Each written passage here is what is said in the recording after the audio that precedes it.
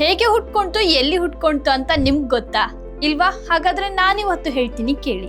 ಸುಮಾರು 5,000 ವರ್ಷಗಳ ಹಿಂದೆ ಅಂದ್ರೆ ಕ್ರಿಸ್ತಪೂರ್ವ 2737ರಲ್ಲಿ ಚೀನಾದಲ್ಲಿ ಶೆನ್ ನಂಗ್ ಅನ್ನೋ ರಾಜ ಆಡಳಿತ ನಡೆಸ್ತಾ ಇದ್ನಂತೆ. ಅವನು ತುಂಬಾನೇ ಹೆಲ್ತ್ ಕಾನ್ಶಿಯಸ್ ಆಗಿದ್ನಂತೆ.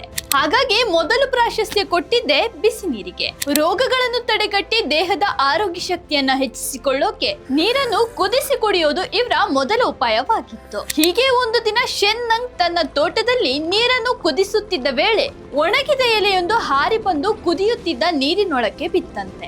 ನೀರಿನ ಬಣ್ಣ ಬದಲಾಗಿ ಸುವಾಸನೆ ಬರುತ್ತಿದ್ದದ್ದನ್ನ ಗಮನಿಸಿದ ಶೆನ್ ನಂಗ್ ಅದನ್ನು ಚೆಲ್ಲುವ ಬದಲಾಗಿ ಟೇಸ್ಟ್ ಮಾಡಿದ್ನಂತೆ. ಆಗ ಆತನ ದೇಹದಲ್ಲಿ ಉಲ್ಲಾಸ ಹೆಚ್ಚಾಯ್ತಂತೆ.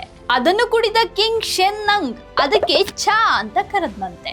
ಆರಂಭದಲ್ಲಿ ಚೀನಿಯರು ಇದನ್ನು ದೇಹದ ಆರೋಗ್ಯವನ್ನ ಹೆಚ್ಚಿಸೋಕೆ ಬಳಸ್ತಾ ಇದ್ರು. ಅಂದಹಾಗೆ ಭಾರತದಲ್ಲಿ ಇದನ್ನು ಬೆಳೆಯೋಕೆ ಸೂಕ್ತ ಮಣ್ಣು ಹಾಗೂ ವಾತಾವರಣ ಇರೋದ್ರಿಂದ ಬ್ರಿಟಿಷರ ಪ್ರಭಾವದಿಂದ ಚಹಾ ಇಂಡಿಯಾಕ್ಕೆ ಎಂಟ್ರಿ ಕೊಡ್ತು.